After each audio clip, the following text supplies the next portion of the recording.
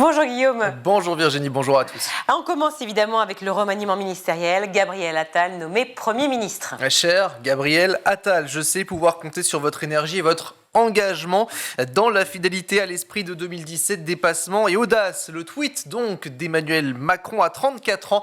Gabriel Attal succède donc à Elisabeth Borne, nommée le 20 juillet 2023 à la tête du ministère de l'Éducation nationale, en lieu et place donc de Pape Ndiaye. Gabriel Attal qui n'aura passé que 5 mois et 13 jours rue de Grenelle, mais il aura marqué son passage par une série de mesures, la lutte contre le harcèlement scolaire, le rétablissement des épreuves du baccalauréat au mois de juin, ou encore le pacte enseignant, la remise en place du redoublement, la création de classes préparatoires au lycée pour les élèves qui échoueraient au brevet, ou encore le recours à la méthode singapourienne pour les mathématiques.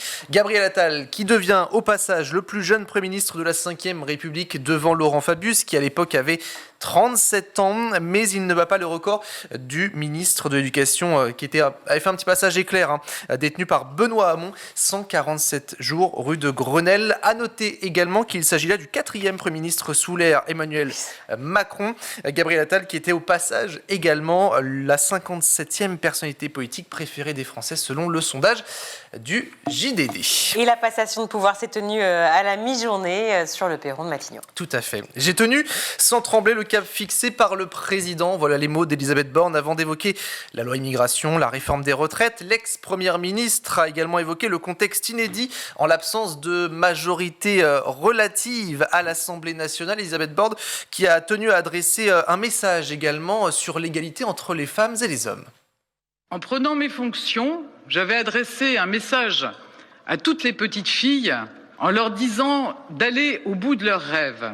Je pense que mon parcours démontre que, quelle que soit son histoire, tout est possible. Mais j'ai aussi pu mesurer assez souvent qu'il reste du chemin pour l'égalité entre les femmes et les hommes. Alors, je le dis à toutes les femmes, tenez bon, l'avenir vous appartient.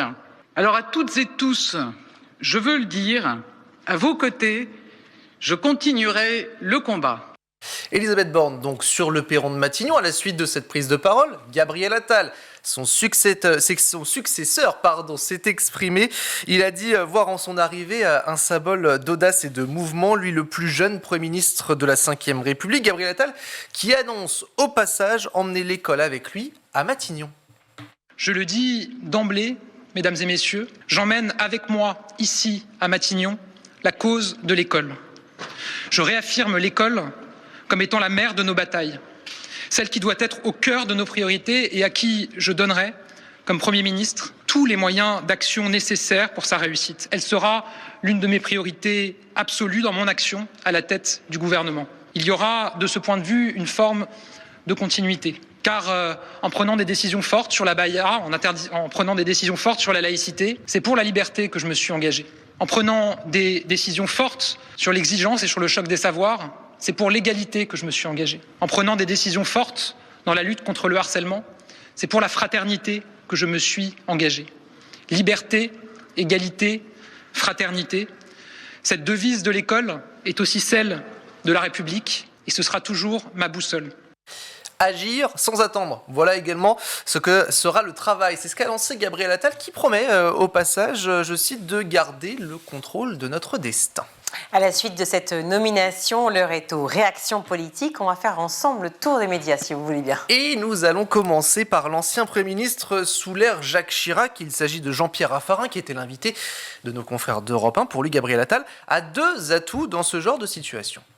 Gabriel Attal est quelqu'un de sérieux. Je crois qu'il a 2 atouts dans un moment comme ça. Un, c'est la loyauté initiale du président. Quand il n'y a pas de loyauté, il y a un moment ou à l'autre une crise. Et puis, il faut incarner l'avenir. Parce que nous sommes dans une situation absurde, de mon point de vue, c'est que le président ne peut pas se représenter. Et donc, ses partisans, ils ont besoin d'un leader. Mettre le plus jeune, souvent le plus talentueux, c'est pas de ce point de vue-là absurde. Donc une incarnation d'un côté, au fond une sorte de talent et de loyauté, je pense que tout ça fait que c'est quelqu'un d'important. Alors toujours chez Europe 1, cette question qui a été posée par François-Xavier Bellamy, c'est le vice-président des Républicains. Quel est son bilan? Écoutez sa réponse. On reconnaît à Gabriel Attal le mérite d'avoir corrigé les travers de son prédécesseur qui appartenait pourtant à la même majorité et qui s'inscrit évidemment dans la continuité de ce macronisme qui, encore une fois, avec le en même temps, aura dit tout et son contraire. On voit finalement aujourd'hui que ceux qui ont depuis des années tenté d'alerter sur la réalité de la crise profonde que traverse l'éducation nationale, sont en train de constater qu'en quelques mois, sans avoir encore rien fait, Gabriel Attal devient populaire pour avoir dit simplement la réalité d'une crise qu'il aura contribué à dissimuler pendant longtemps. Alors, nous allons changer de radio à présent. Nous allons partir du côté de RTL. Louis Alliot était l'invité ce matin de nos confrères. Il est maire RN de Perpignan. Et selon lui, Gabriel Attal a tout simplement piqué les idées de son parti. Voilà pourquoi ce dernier est devenu populaire. Qu'ils répondent à des aspirations populaires fortes, tant mieux. Pour une fois qu'il y a quelqu'un qui vient, j'allais dire, sur des terrains un peu difficiles, et ces terrains-là, ce sont les nôtres, en l'occurrence, et qu'il arrive à reprendre des mesures que nous prenons depuis... Il a piqué vos idées, c'est ce que Oui, exactement. Non, mais il faut dire les choses telles qu'elles sont. Et il est populaire pour ça. Parce que dans l'opinion, sur ces sujets-là, il y a un besoin d'autorité. On le jugera sur pièce, on verra bien sa politique. Mais je crains que s'il est Premier ministre, il n'aura pas du tout la même attitude que celle qu'il a aujourd'hui à l'Éducation nationale. Alors qu'en pense-t-on à présent à gauche? Sur France Inter, ce matin, Olivier Faure, le premier secrétaire du Parti Socialiste, était l'invité. Gabriel Attal, c'est un ministre, mais sans bilan. Gabriel Attal est un jeune homme intéressant, brillant, sur la communication, mais c'est un ministre sans bilan nulle part. Si on considère que le grand problème de l'éducation, c'est la baya, on se trompe. Moi, j'ai entendu un président de la République qui disait qu'il n'y aurait plus le problème de remplacement des enseignants à la rentrée 2023. Ça n'est toujours pas le cas. Il y a des enseignants qui manquent partout. On en a supprimé 2000 l'an passé. Donc si la question, c'est de savoir si Gabriel Attal est un bon communicant, la réponse est oui. Est-ce que ça fait une bonne politique? La réponse est non. Est-ce qu'il a un bilan quelque part? La réponse est non non plus, parce que en réalité, à chaque fois qu'il a un ministère qu'il occupe, il occupe 5 ou 6 mois et on le change de case pour aller dans la case suivante. Allez, nous poursuivons à présent avec la France Insoumise pour terminer le tour d'horizon des partis politiques. Manon Aubry, qui est la députée européenne justement de la France Insoumise, elle était l'invitée de Sud Radio. Alors, elle n'a tout simplement pas été tendre avec le nouveau Premier ministre. Le principal problème dans l'éducation nationale à l'heure actuelle, c'est d'avoir des profs devant tous les élèves de notre pays. Allez, on lance un sondage sur Sud Radio. Combien de parents peuvent témoigner que leurs enfants n'ont pas tous un professeur devant eux sur l'ensemble des créneaux qu'ils doivent avoir? Est-ce qu'en 5 mois, on met un professeur devant tous les élèves? Je pense que ça doit être la priorité numéro 1. Et au lieu de ça, il a agité le truc de l'abaya, comme si c'était le problème numéro 1 dans les écoles de France de notre pays. Il n'a pas fait que l'abaya, hein, il n'a pas parlé que de l'abaya. C'est la principale chose qui a été mise à son actif.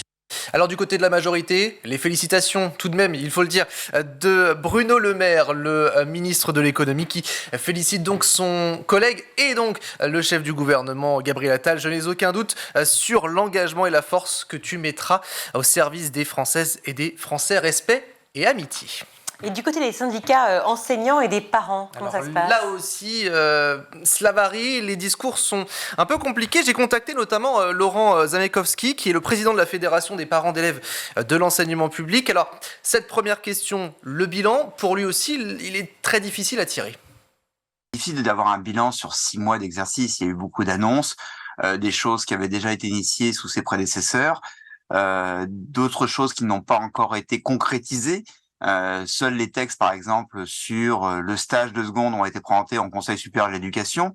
Donc aujourd'hui, il est difficile d'avoir un jugement sur seulement 6 mois d'activité comme ministre de l'Éducation. En termes de communication externe, il a eu effectivement une communication qui a été assez percutante, qui a été assez entendue. En revanche, il n'a pas rencontré encore les associations de parents d'élèves, par exemple. À présent, tous les yeux sont rivés sur le successeur. Qui sera-t-il ou elle?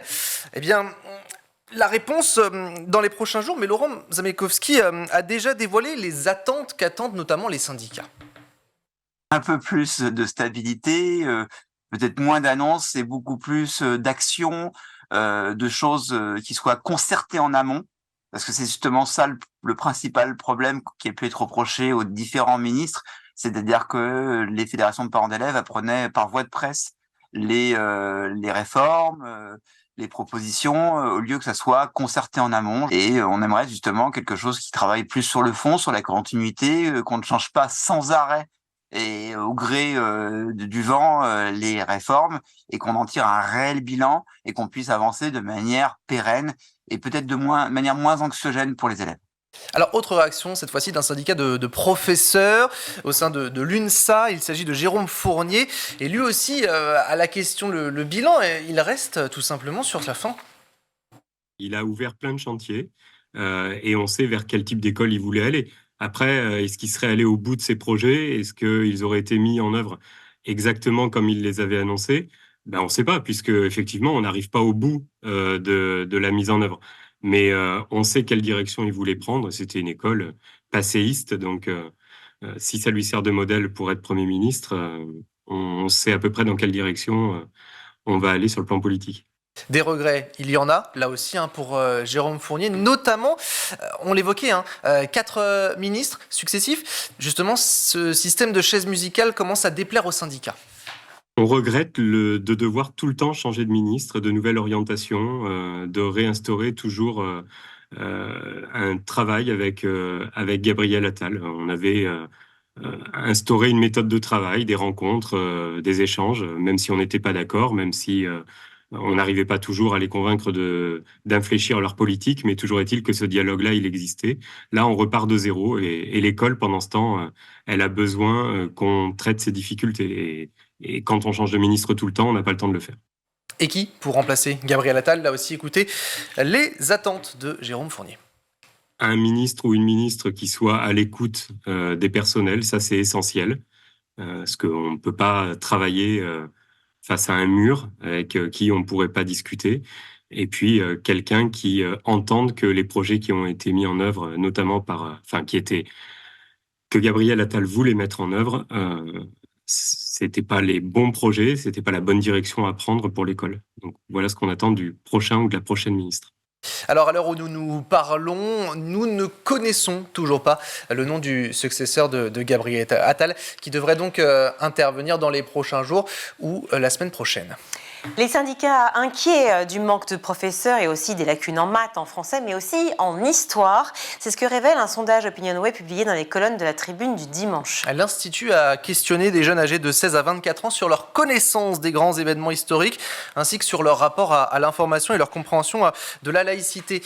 Par exemple, à la question « Quand a débuté la Révolution française ?» Je suis sûr, Virginie, que vous avez la réponse. Eh bien, 46% des jeunes interrogés sont incapables de donner 1789. Les 3/4 ne savent pas non plus que la peine de mort a été abolie en 1981 et 60% ne connaissent pas l'année de la chute du mur de Berlin qui a eu lieu en 1989. Concernant la Seconde Guerre mondiale, là aussi, 85% des jeunes déclarent savoir ce qu'ont été les chambres à gaz. Mais 38% n'ont jamais entendu parler de la rafle du Veldiv et 18% ne savent même pas ce qu'est la Shoah. Alors de manière plus général, le sondage s'interroge sur le rapport à l'information. Il révèle là aussi de grands écarts par rapport à leurs aînés. Quand ces derniers s'appuyaient sur les médias dits classiques, papier, on pense à la presse ou encore aux journaux télévisés, voire à la radio, et bien près de la moitié des jeunes interrogés, eux, choisissent les réseaux sociaux en premier pour s'informer. Et évidemment, on consacrera une émission sur School TV à ce problème, évidemment, des lacunes en histoire chez les jeunes. L'information et la désinformation seront à l'honneur dans votre chronique Vue à l'étranger dans quelques instants, et nous partirons d'ailleurs aux États-Unis. Bien, restons en France. Autre sondage publié cette fois-ci par l'assurance maladie et Santé publique France. Chez les 2 à 3 millions d'enfants les plus modestes, les pathologies psychiatriques, notamment des retards mentaux ou affectifs, sont plus fréquentes. Oui, l'étude a recensé des millions d'actes médicaux réalisés en 2018 chez tous les enfants de moins de 18 ans en France, soit 13 millions d'enfants tout de même. Sur les 10 maladies les plus fréquentes observées, 6 sur 10 étaient psychiatriques, notamment des retards mentaux ou encore des retards affectifs. L'étude note que la précarité, le cadre de vie joue sur la santé mentale des enfants, notamment les plus pauvres. C'est ce que précise le docteur Philippe Tupin, qui pointe un problème d'encadrement, d'environnement familial, de prise en charge, avec tout simplement une attention différée, Virginie.